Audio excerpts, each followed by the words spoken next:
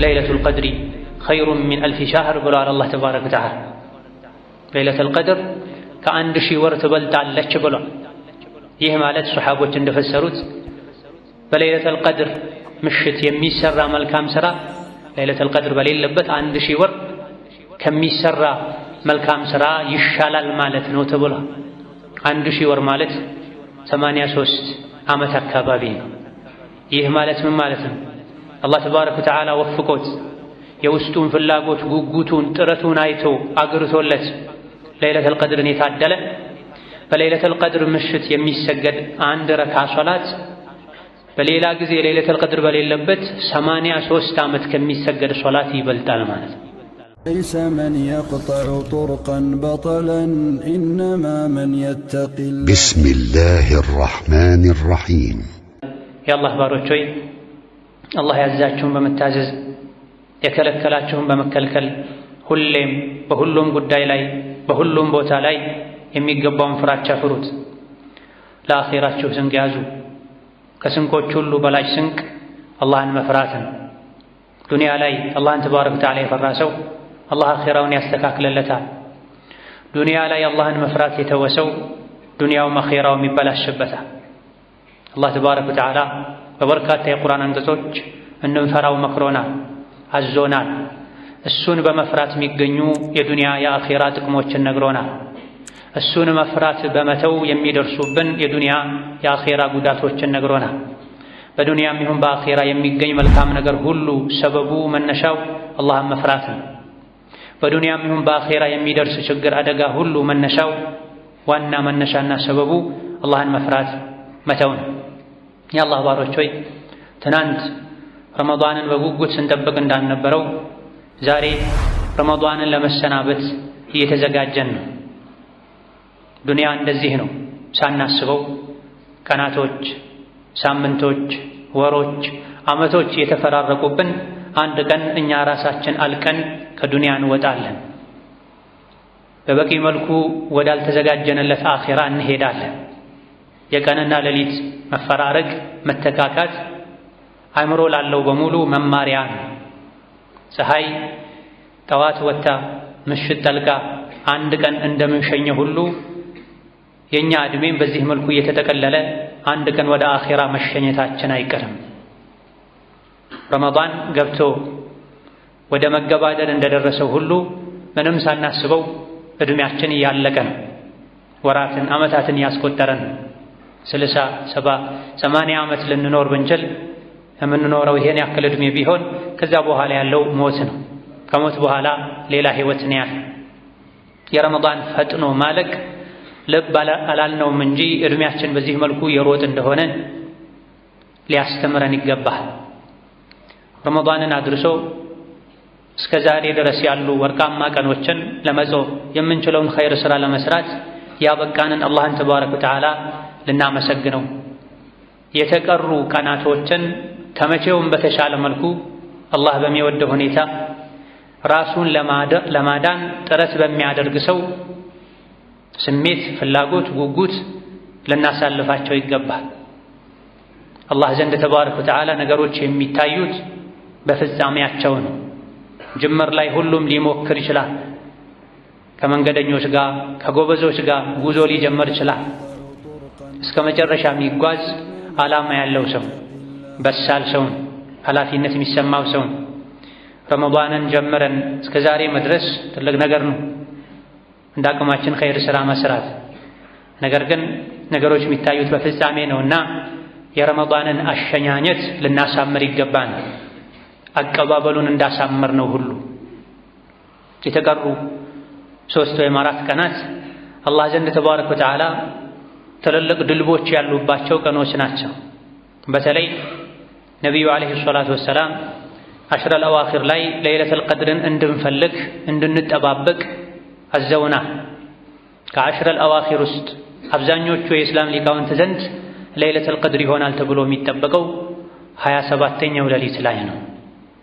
እነሆ የአላህ ፈቃድ ከሆነ አላህ ካቆየን አላህ ካደረሰን በሕይወት ለመኖር ከፈቀደልን በብዙሃኑ የእስላም ሊቃውንት አስተያየት መሰረት ለይለቱል ቀድር ነው ተብሎ የሚጠበቀው 27ኛው ሌሊት ዛሬ ምሽት መግሪብ አዛን ሲል ይጀምራል።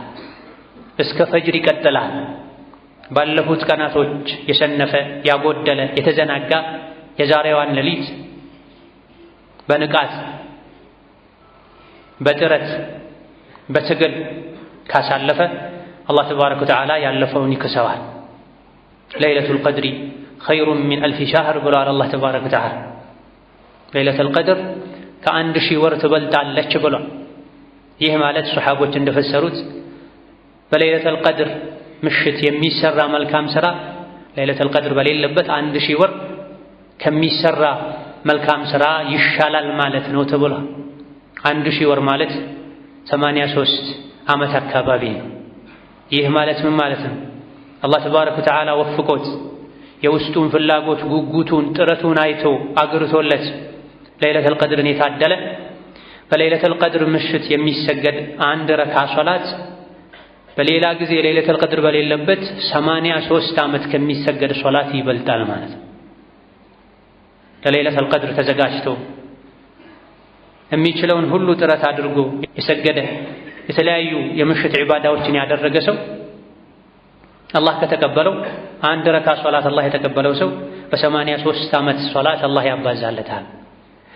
1 ብርን 10 ብርን 1000 ሰደቃ አላህ የተቀበለው ሰው በዛች ሌሊት ገጥሞት 83 ዓመት ሰደቃ የመስጠት አይነትን አጅር ያሰጣል። አንድ ሱራ መቅራትም አንድ አንቀጽ መቅራትም 83 ዓመት ኖሮ የመቅራትን አጅር ያሰጣል። ይሄ ትልቅ የአላህ ችሮታ። ለዚህ ነበረ ለይለቱል ቀድርን ፍለጋ ደጋግ ቀደምቶች ወሩን ሙሉ የሚደክሙት፣ 10ሩን ቀን ሙሉ የሚደክሙት። ለይለቱል ቀድር አይደለም በረመዳን ወር ውስጥ ያውም ከረመዳን ውስጥም በ10ሩ ሌሊቶች ውስጥ ነው ያለችው ተብዬ ይቅርና ዓመቱን ሙሉ ለይለቱል ቀድር አለች ቢባል አንድ ሌሊትን አግኝቼ የ83 ዓመት ዒባዳ ለማግኘት ዓመቱን ሙሉ በዒባዳ አሳልፍ ነበር ብለዋል ደጋግ ቀደምቶች መሃል የለይለቱል ቀድርን ዋጋ ያወቁ። ለይለቱል ቀድር ሊሆን ይችላል ተብሎ የሚገመትበት ሌሊት ላይ እንቅልፍ ልናበዛ፣ ገፍላ ልናበዛ፣ የለመድነውን ወሬ ልናበዛ ይገባል። አንዲት ሰከንድ፣ አንዲት ደቂቃ፣ አንዲት ረክዓ፣ አንዲት ሱራ ለአላህ ተብላ የምትሰጥ አንዲት ብር በለይለቱል ቀድር ትልቅ ቦታ አላት። እነሆ የዘንድሮ ለይለቱል ቀድር የዘንድሮ 27ኛው ሌሊት 29ኛው ሌሊት የረመዳን የመጨረሻዋ ሌሊት ፊት ለፊታችን አለ። ረመዳን ላይ የተለያዩ የምህረት አጋጣሚዎች አሉ። ቀኑን መጾሙ፣ ሌሊቱን መስገዱ፣ ለይለቱል ቀድርን በዒባዳ እየተጠባበቁ ማሳለፉ፣ እነዚህ በሙሉ የምህረት ሰበቦች ናቸው። እነዚህ ሁሉ የምህረት አጋጣሚዎችን አይቶ በዋዛ ያሳለፈ ቤተኛውም ያልተማረ የከሰረ ሰው የተዋረደ ሰው ለራሱ ሊያለቅስ ጌታውን ሊማጸን ይገባል። መጨረሻችንን በማሳመር መጀመሪያ ከነበረን ንቃት ትግል የበለጠ በመጣር የረመዳንን አሸኛኘት ልናሳምር ይገባል። ረመዳን እንግዳችን ነው። የሰራነውን ሥራ ሁሉ ይዞ ይሄዳል። የቅያም ቀን እንገናኛለን። ማን አክብሮት በአግባቡ በስርዓቱ እንደሸኘው፣ ማን ደግሞ የረመዳንን ክብር እንደተወ እንደቀለደበት ችላ እንዳለው እንደናቀው የቅያም ቀን ሁላችንም ላይ መመስከሩ አይቀርም። ቀናቶች ሳጥኖች ናቸው። ያስቀመጥንባቸውን ሥራ እየያዙ ወደ አኺራ ይሄዳሉ። ሳጥኑ አኺራ ላይ ተደርድሮ ይጠብቀናል። ሁሉም ይከፈታል። ለኛው ወይም እኛው ላይ ነው የሚሆነው። ከዚህ በረመዳንም ይሁን በሌሎች ከዑምራችን ከዕድሜያችን በሚቀነሱ ቀናቶች ውስጥ መልካም ሥራን ልናስቀምጥ ይገባናል። ረመዳንን አሳምሮ ከመሸኘት ጾሙን ከማሟላት አንዱ ዘካተል ፊጥር ማውጣት ነው። ነቢያችን አለይሂ ሰላቱ ወሰላም ያንዳንዱ አማኝ ላይ ሕፃንም ይሁን አዋቂ ወንድም ይሁን ሴት የጾመም ይሁን ያልጾመ ሰው ላይ ዘካተል ፊጥርን ግዴታ አድርገዋል። አቅም ያለው ሰው በዕለቱ በዒድ ቀን ከሶላት በፊት አሊያ ደግሞ ከዒድ ቀን 1-2 ቀን ቀደም ብሎ ለራሱ ለቤተሰቦቹ በሀገሩ ላይ ሰዎች ከሚመገቡት ምግብ ጥራጥሬ፣ እህል ለእያንዳንዱ ሰው 4 እፍኝ አሊያ ደግሞ እፍኙ በየዓመቱ ምርት ተለክቶ በኪሎ ይሄን ያክላል ተብሎ የተነገረንን መጠን በመስጠት ጾማችንን ልናሟላ ይገባናል። ዘካተል ፊጥር የጾም አካል ነው፣ የጾም ማሟያ ነው። ነቢዩ ዓለይሂ ሰላቱ ወሰላም ዘካተል ፊጥርን ግዴታ አደረጉ። ለጾመኛ ወንጀል ማበሻ ጉድለት ማካካሻ እንዲሆን ለምስኪን ደግሞ በዒድ ቀን ምግብ እንዲሆን ብለዋል። ምስኪኖች በዛ ቀን ከቤት እንዳይወጡ ቤታቸው ቁጭ ብለው እንዳቅማቸው ዒድ እንዲያከብሩ ዘካተል ፊጥር ታዞላቸዋል። መሰጠት ያለበትም ነቢዩ ሰሐቦች ሲያደርጉ እንደነበረው በእህል ነው፣ በገንዘብ ሳይሆን። ለምስኪኖች የሚበጀው ገንዘብ ነው ብለን እኛ በራሳችን ልንቀይር አይገባንም። የሚበጀውን አላህ ነው የሚያውቀው። የሚበጀውን ነቢ ናቸው የሚያውቁት ዓለይሂ ሰላቱ ወሰላም። እሳቸውም ሰሐቦቻቸውም ለተደጋጋሚ ዓመታት ሲያወጡ የነበረው ዘካተል ፊጥርን በሀገሩ ይመገቡት ከነበረው ምግብ ነው። ምግቡ ከተሰጠው በኋላ አቅመ ደካማው ከፈለገ ሰርቶ ይብላው፣ ከፈለገ ሸጦ ወደ ገንዘብ ይቀይረው እንጂ አላህ ተባረከ ወተዓላ የደነገገውን ለምስኪን ጥሩ ያደረገን መስሎን ቀይረን የነቢን ዓለይሂ ሰላቱ ወሰላም ሱና ልንተው አይገባን። ዘካተል ፊጥሩ በላጩ በዕለቱ መስጠት ነው። ከሶላት በፊት ከሶላት በኋላ ከሆነ ተራ ሰደቃ ነው የሚሆነው፣ ያስጠይቃል አላህ ዘንድ፣ እንዳልሰጡ ነው የሚቆጠረው። ከመሆኑም ጋር ግን ቀዷ መውጣት አለበት። ኃላፊነት ቶሎ ከማውረድ አንጻር ለምስኪኖችም ቶሎ ከማድረስ አንጻር 28 29 ላይ መስጠትም ይቻላል። እነዚህና መሰል ረመዳንን በአግባቡ የምንሸኝባቸው የተደነገጉ ከኛ የሚጠበቁ ነገሮችን ልናደርግ፣ ለኸይር ሥራ ሁሌ ልንበረታ ልንጓጓ፣ የሠራነውን ኸይር ሥራ አላህ እንዲቀበለን ዘውትር ዱዓ ልናደርግ ይገባናል። ሁሌም ከልባችን ውስጥ መንገደኞች መሆናችን ሊጠፋ አይገባም። መንገደኛንን፣ ተጓዥንን፣ የአኼራ ሙሳፊርንን ልንል ይገባናል። ከጉዞ በኋላ ፊት ለፊታችን ሁለት ነገሮች ይጠብቁናል፣ ወይም ጀነት ወይም ጀሃነም። ሶስተኛ አማራጭ የለም።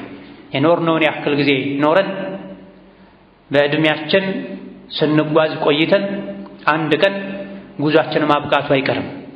ጉዞ ሲያበቃ ወደ ጀነት ነው የምንገባው ወደ ጀሃነም እኛ የምናውቀው ነገር የለም። በእርግጠኝነት ግን የምናውቀው እንሞታለን። ከሞት በኋላ ወይ ጀነት ወይም ጀሃነም ይጠብቁናል። ወደ ጀነት ወይም ወደ ጀሃነም መሸጋገሪያው ቀብር ነው። ወደ ቀብር መሄጃው ሞት ነው። ሞት ለማንም አይቀርም። ከአንድ አላህ በስተቀር የማይሞት የለም። ኩሉ ነፍሲን ዛኢቀቱል መውት ኩሉ መን ዐለይሃ ፋን። ምድር ላይ ያለው በሙሉ ጠፊ ነው። ነፍስ የተባለች በሙሉ ሞትን ቀማሽ ናት ብሎናል አላህ ተባረከ ወተዓላ። ሞተን ከተቀበርን በኋላ የሥራችን ሙርከኛ እንሆናለን። እዚህ ዱንያ ላይ የሠራነው ኸይር ሥራ ከሆነ ቀብር ላይ ሥራችን ያጫውተናል፣ ያዝናናናል እና